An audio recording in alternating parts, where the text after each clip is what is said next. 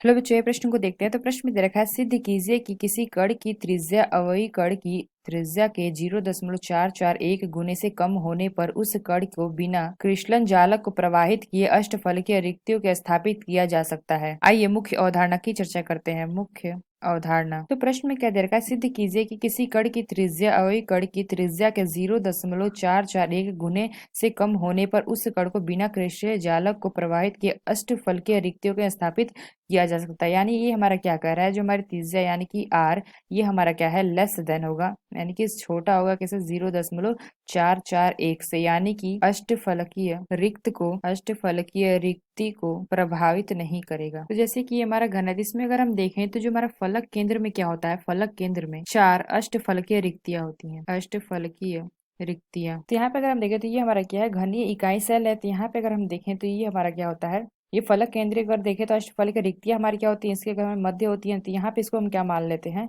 इसको हम मान लेते हैं आर, इसको हम मान लेते हैं छोटा आर। और यहाँ पे अगर हम देखें तो इसकी जो हमारी लंबाई होती है, ये हमारी क्या होती है, ए।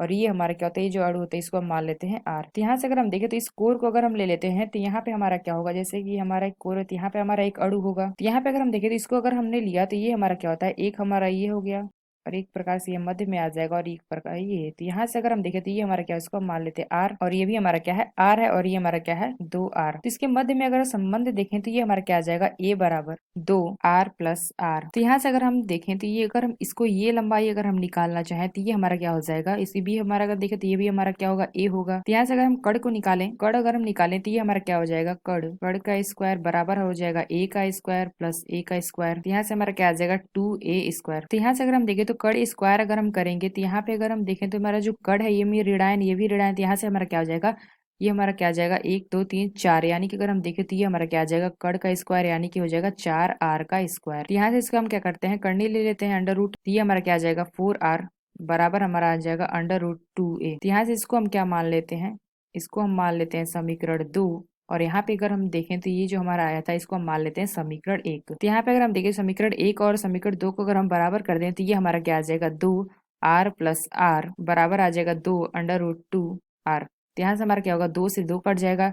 तो ये हमारा आ जाएगा r+r बराबर हमारा क्या आ जाएगा, √2r। तो दोनों r का भाग दे देते हैं तो ये हमारा क्या आ जाएगा, r+r बटे में हमारा क्या हो जाएगा, r, और ये हमारा क्या आ जाएगा, बराबर 2 अंडर रूट। यहाँ से अगर हम देखें तो यहाँ पे हमारा क्या हो जाएगा, 1 प्लस हो जाएगा r/r, और इसको अगर हम देखें तो अंडर रूट का हमारा मान होता है 1.414। तो यहाँ से हमारा क्या आ जाएगा, r बटे में r बराबर हमारा आ जाएगा क्या, 0.414। यहाँ पे हमने क्या देखा, त्रिज्या अनुपात। तो त्रिज्या अनुपात अष्टफलकीय, यहाँ पे जो रिक्तियां हमारी होती है ये हमारी क्या होती है, यहाँ पे मध्य में होती है। अगर हम देखें तो ये हो जाएगा त्रिज्या अनुपात अष्टफलकीय रिक्तिका। तो यहाँ पे हमारा जो अष्टफलकीय रिक्तियां होती है ये हमारी क्या होती है, सारे हमारे जो कोर होता है वहां पे होती हैं। तो यहाँ पे हमने क्या दिया कि जो हमारा अष्टफलकीय रिक्तियां को लिया, यहाँ पे हमने क्या निकाला, त्रिज्या का अनुपात। तो यहाँ पे अगर हम देखें तो अगर ये त्रिज्या इसके गुण से छोटी होगी तभी हमारा क्या होगा, इसको प्रभावित नहीं करेगी। तो अगर हमारा बराबर हो जाता है तो ये हमारा क्या होगा, इसको प्रभावित करेगा। तो यानी अगर हम देखें तो ये हमारी अगर छोटी होगी तो ये हमारी क्या करेगी, प्रभावित नहीं करेगी। तो यहाँ से अगर हम देखें तो अगर हम आर निकालेंगे तो ये हमारा क्या आ जाएगा, 0.414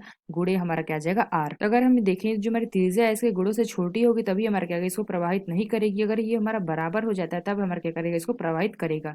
तो आशा करते हैं आपको समझ में आया होगा। धन्यवाद।